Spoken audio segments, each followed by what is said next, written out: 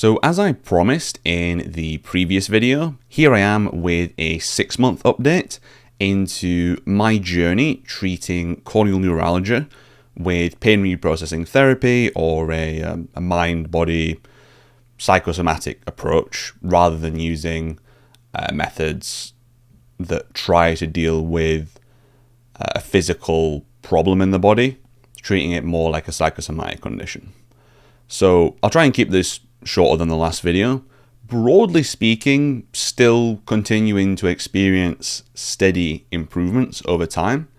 Now, the improvements are volatile day to day or week to week even, so I could wake up tomorrow and be significantly worse than I am today, but if I compare where I am now to where I was 3 months ago or 2 months ago, there's a significant improvement in what I can do without experiencing really any symptoms. So, for example, about 3 months ago, November time, I had a long drive to do in the evening. It was about 3 hours long, and that was really, really uncomfortable.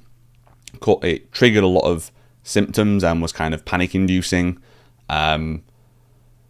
Whereas now, when I drive at night, I don't really get much of that at all. Occasionally bright headlights will bring the symptoms up to like a 2 out of 10 or something, but it's never anything unmanageable right now. And so I found that very helpful, keeping snapshots of what I was and wasn't able to do. So to remind you, at the beginning of this journey, maybe 6 months ago, when I started taking the mind-body approach seriously, watching 10 minutes of a TV program would leave me needing to lie down on the ground and maybe sit there for an hour. The other day, I watched 2.5 hour films back to back and felt perfectly fine. So it's about keeping that perspective in mind about long-term improvement. Generally speaking, the pain reprocessing therapy, it's not an instant cure, although for some people they do literally read, John Sarno's work or Alan Gordon's book and they're literally healed overnight, and that's great. But I think for a lot of people, and certainly in my case, it's a slow and steady improvement over time, and you slowly return to normal life and the activities that you were doing before. So I think in my last video, I kind of implied I was living like a monk. I was ignoring all these external distractions and sitting there and meditating, etc. I've started to bring more of that back into my life now, so I'm not as selective and as rigorous with, cutting out difficult conversations or difficult people or stressful news commentary, for example, or even music. Music used to trigger my symptoms. It still kind of does, to be fair, but I've brought that back into my life because I find it valuable. And over time, as I apply the techniques of pain reprocessing therapy, it's becoming less and less of a trigger. So that's my plan going forward, is to continue to introduce aspects of normal life, like working, going out, not being afraid to do anything. And initially, those are going to experience some kind of increased symptoms or increased anxiety. So for me as a programmer, I've conditioned myself over these years that I've had corneal neuralgia to expect pain, basically, or expect to feel a certain way when I'm doing programming. And so it's quite bizarre that if I open up a code editor, oftentimes the symptoms will ramp up so much more quickly than if I was just watching a film. And I don't think there's a amazing explanation as to why that would occur physically. So tactically, the two things that I found in this intervening period between this video and the last video is to monitor my breathing. So for me, main triggers were often screens and like driving, things like that.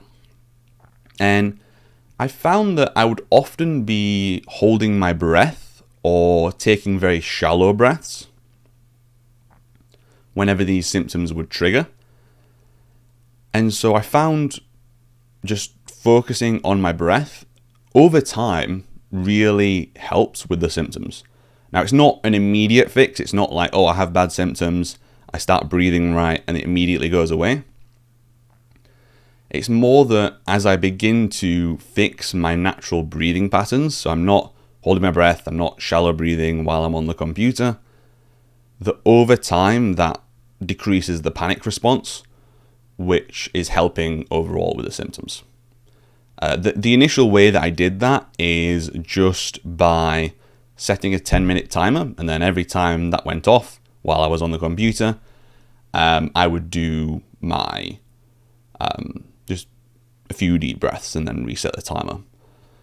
So broadly speaking, as far as lifestyle is concerned, I'm able to do almost anything that I want right now. I can watch films, I can sit on the computer most of the day, I can play games, I can go for a drive out somewhere, I can go socializing for an evening and not think about my eyes at all. So on that front, going pretty great. There's still the challenge of getting back into my career as a software developer, but I think that's just going to be more of the same in terms of slowly acclimatizing myself to it, applying the techniques that I've learned, and just easing back into things.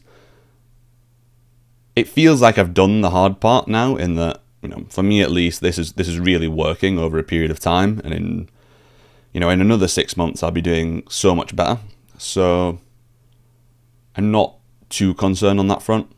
There was a time when I thought that I'd never be able to work again, that I'd have to be just disabled forever, that I'd never figure it out, etc., etc. And so ultimately these things just feel like small road bumps right now. The other technique that tactically helped me out is using Metta meditation, or loving kindness meditation. I'll leave a link in the description to a guided one that you can use. There's not an awful lot of information out there about Metta meditation. Most of it's focused on the breath-focused concentration style of meditation. But Metta is extremely effective at combating negative emotion, like fear, anxiety, etc., which is something I definitely struggled with while I was dealing with the corneal neuralgia. And I know from the Facebook post that lots of other people are dealing with that. The question is, of course, whether it's the fear and anxiety causing the symptoms, or the symptoms are causing the fear and anxiety, or it's a cycle. But regardless, improving your mood is not going to do you any harm. So I'd recommend giving that a go for maybe 30 minutes a day. It's completely free and you've got nothing really to lose.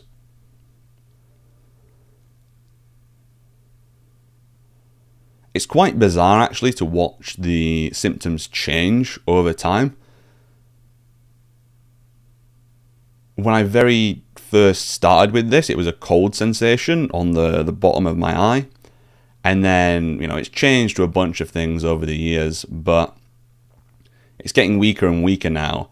And it often appears in areas somewhat unrelated to my eyes.